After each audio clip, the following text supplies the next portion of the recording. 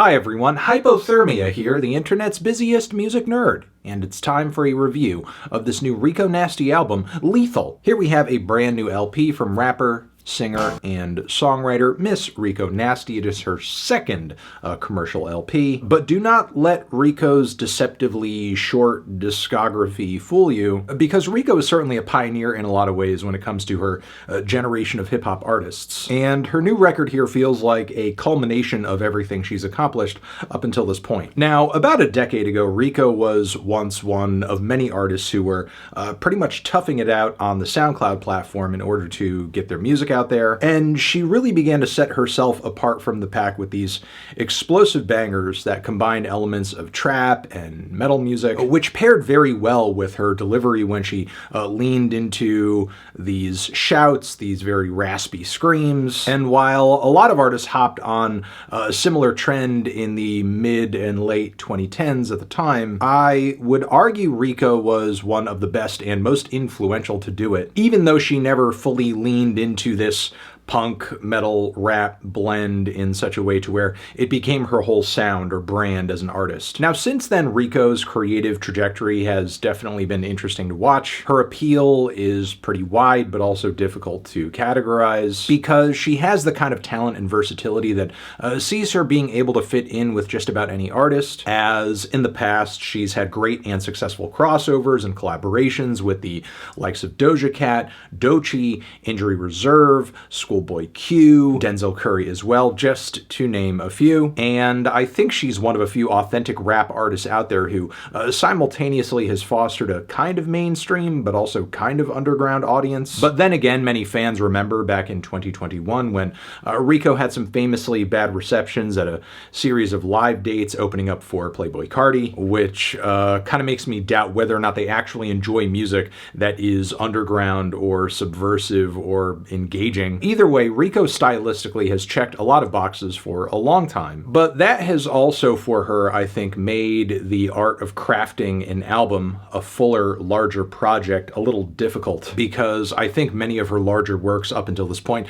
specifically her last commercial LP, was a bit too all over the place to be truly greater than the sum of its parts, even when ignoring the handful of low points and ill-conceived song ideas. And as much as Lethal feels like a combination of everything Rico has done well up until this point, more or less, it's still very much a mixed bag in a lot of respects. There are most definitely some great bangers and highlights and singles to make note of, like TEETHSUCKER, which for Rico Nasty is a pretty straightforward rap and rock combo, featuring some sick, distorted hard rock bass riffs, hype group choruses too, verses that have a very speedy, in-your-face, punky delivery. Then to contrast that, we have On the Low, which is a very digital, mellow trap anthem that reads like something from Rico's Sugar Trap mixtape era, except this time having maybe more of a pop appeal and better chorus craft. Meanwhile, Butterfly Kisses features a lot of fluttery alt-pop production, combined with the kind of braggadocious, aggressive SoundCloud swagger that Rico specializes in. The vibes on this one are nasty and sweet at the same time. So yeah, those are the singles, but there are actually some great highlights in the deeper cuts as well. There's Eat Me, which is a very dark, moody, understated trap banger with an amazing beat switch in the second half, where vocally Rico is just freaking out on this instrumental. They cannot touch me! Who is the best? Me! And if that wasn't nasty enough, we also have Son of a Gun, which I think is Rico's most devilish sounding song yet, especially with that just evil, supremely evil rush of synthesizers and what sounds like maybe also bells popping in on the hook. Then to make things even harder and more aggressive, Smoke Break is Rico's most rocked out song yet. The whole first half of the song is pretty much like her taking her shouty delivery to a straight up punk instrumental, which is a little rigid, but it gets the job done. However, the track goes really into mind-blowing territory once the entire thing devolves into a hardcore metal breakdown where Rico's screams sound absolutely insane. Things lighten up with Crash, where Rico applies some smoother vocals to some very kind of plucky, post-punky, almost Cure-inspired bass and guitar licks with a little synth in the mix too. Pretty solid chorus attached to this one as well. And then the final track that really kind of grabbed my attention for positive reasons, of course, is the closing song, Smile, which is a very low-key, chill ballad that essentially is an ode to Rico Rico's son, with lots of lovely lyrics about her connections with him, her love of being a mother, and some synth parts that sound pretty much just like the leads off of The Weeknd's Save Your Tears. I mean, it's not necessarily like the most complex melody or anything like that, and the songs seemingly use very similar, if not the same, chord progressions. I sort of wonder if this synth line is like a conscious nod to that track, or if it's just like, I don't know, you know, coincidence that they sound so dang similar. So yeah, a lot of great cuts on this record for sure.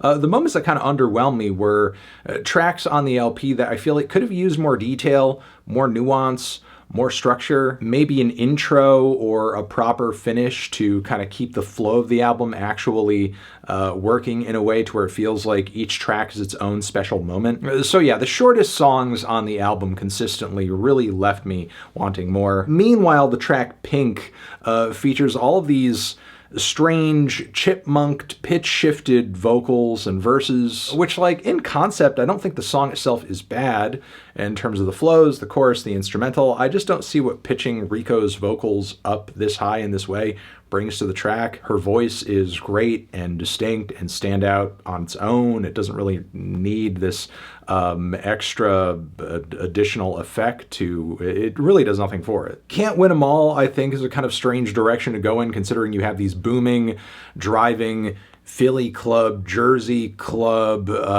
dance grooves going. But on top of this, Rico tries to deliver these very slow chord progressions and turn something with this kind of pacing, this kind of beat into a very mellow ballad, and I'm just not really sure it's a direction that works. And while I do wish the instrumental and chorus on You Could Never was a bit better and more distinct, I do like on this track hearing Rico take a lot of lyrical victory laps and kind of remind us of where she came from, how long she's been doing this, and what it took to get her to this point. But yeah, while in one breath I do think this record could have been better, and creatively Rico is still unfortunately punching underneath her weight a little bit, I still think this album features her best crop of songs to date, and there are also a lot of great highlights here that see her kind of like coming back to some older sounds, revamping some sounds we're familiar with from her back catalog, doing cool and exciting things with them. I just hope at some point into the future she can craft an album that